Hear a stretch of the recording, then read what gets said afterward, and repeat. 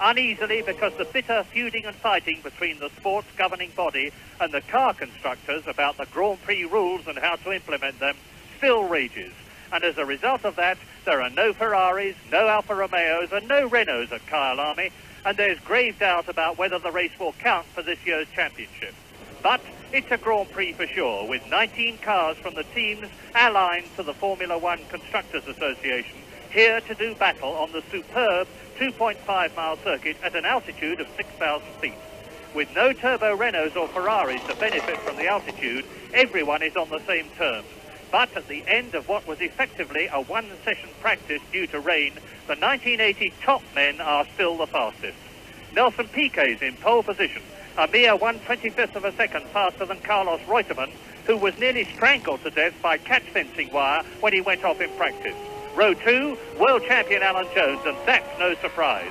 But up there with him, Keke Rosberg in the new Fittipaldi. Row 3, Elio De Angelis and Riccardo Patrese. But in a superb 8th place on the grid, the top British driver, Nigel Mansell. Desiree Wilson, the South African woman driver, has qualified, and so too have John Watson, Derek Daly and Jeff Lees, albeit right at the back. 77 laps, 196 miles, and René Arnoux' 1980 Renault lap record of 125.5 miles an hour to aim for. And they are getting away now for one warm-up lap before they go round, come up to the grid. Now they're going down the longest straight in Grand Prix racing, and they approach what is now called Marlborough Corner, although those of you who know the South African Grand Prix course will think of it as Crowthorne Corner. 3 corners have been renamed. Between Carlos Reutemann and Nelson Piquet, that's significant.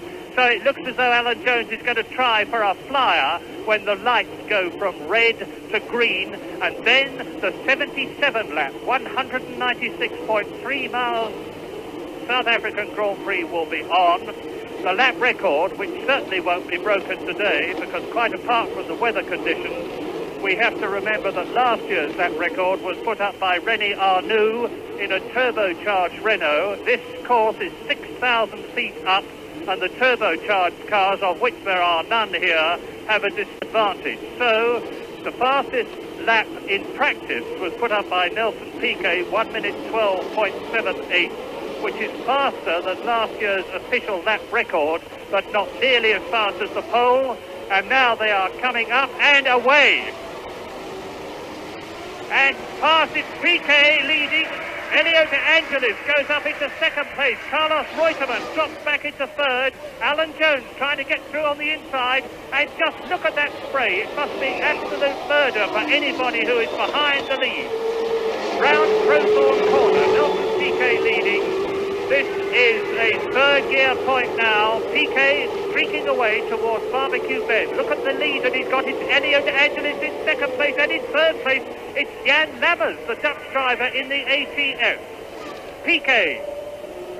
There is De Angelis.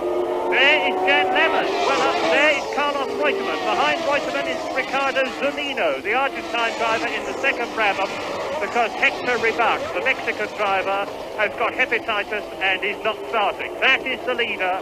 That is Piquet, young Nelson Piquet, number 5, 28 years old. He's round now towards the S's. He's past Ford Corner, and Lammers is challenging De Angelis as they go into the S's. Now up to West Bank. And of course, De Angelis and Lammers will be tending to slow each other up as they're fighting for that 2nd position and giving Nelson Piquet a chance to break away. James. Yes, great start by Nelson Piquet. He did everything right. He's got a lovely situation going on behind him, with the other guys having a bit of a set to, fighting it out. Brilliant start by Lammers. He's come from 9th on the grid, right up into 3rd place. He's a very good wet weather driver. He's got terrific car control, a lot of talent. These conditions, so long as they persist, should definitely suit Lammers. We'll be watching with interest to see if John Watson can make some impression from a lowly grid position, because in this morning's wet practice session, Watson was very quick indeed. In fact, while he was running, he was the quickest car. Lammers having a go there, and up, and Lammers and De Angelis are touched. Lammers desperately fighting not to hit anything. Let's just hope he hasn't damaged his car at all. Well, he's got it going again. So I think there's some damage to the car. It's snaking badly, I'm afraid. That's a great shame. Lammers was having a go at De Angelis. They're both hard guys, and they tangled.